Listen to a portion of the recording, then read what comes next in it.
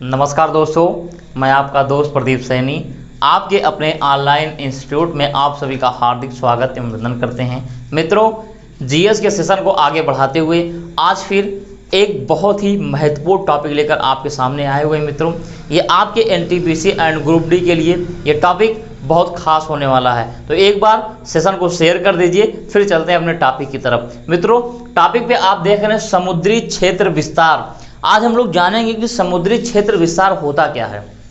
देखिए मित्रों, सबसे पहले बात आती है, जैसे मान के चलिए कोई देश है, उस देश जो है किसी समुद्र से लगा हुआ है, उसका तट किसी समुद्र से लगा हुआ है, लेकिन आगे बढ़ के कोई और देश है, उसका भी तट समुद्र से लगा हुआ है।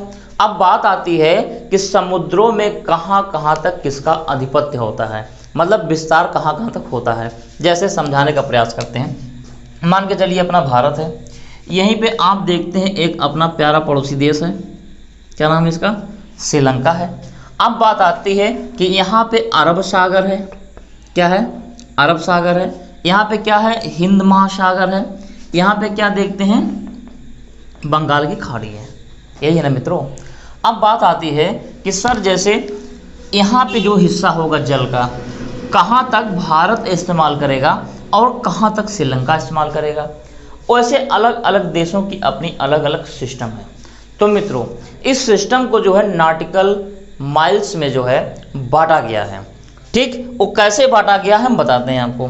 देखिए, जो आपका ये तट वाला एरिया है, इस तट से समथिंग माना जाता है 12 नॉटिकल माइल्स। कितना, हम रेड पेन से बनाते हैं, 12 नॉटिकल माइल्स, यानी 12 नॉटिकल माइल्स आपका यहाँ तक आता है, यहाँ तक।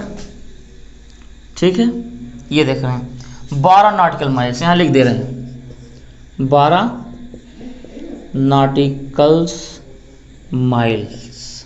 ठीक, 12 नॉटिकल माइल्स। यहाँ तक देश जो है कुछ भी करने के लिए पूरी तरह स्वतंत्र होता है।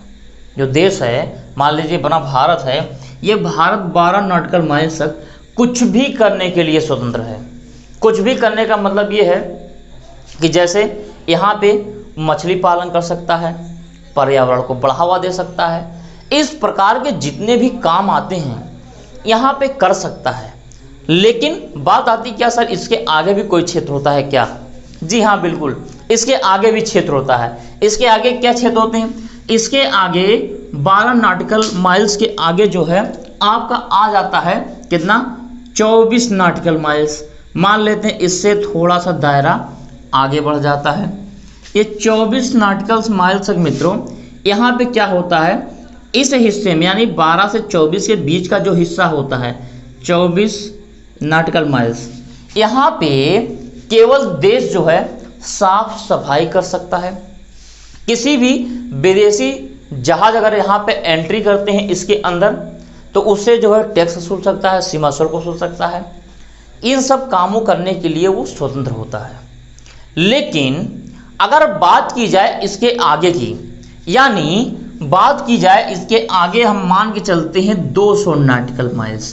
कितना, 200 नॉटिकल माइल्स। तो मित्रों, ये जो 200 नॉटिकल माइल्स होता है यहाँ तक, यहाँ पे केवल 1-2 काम किए जा सकते हैं, जैसे रिसर्च, अनुसंधान, इन सब कामों को किया जा सकता है। जैसे पता लगाना है समुद्रों में कि तेल कहाँ निकल रहा है, ड्रिलिंग कहाँ की जाएगी, इस तरीके के जितने भी अनुसंधान होते हैं, अनुसंधान में बहुत सी चीज़ें आती हैं, रिसर्च करने वाली चीज़ें होती हैं, वो सब यहाँ तक यानी 200 नॉटिकल माइल्स तक जो है ऐसा काम कर सकते हैं। तो हमने देखा कि 12 नॉटिकल माइल्स में हमने क्या देखा है, कुछ भी करने के लिए देश आज़ाद होता है।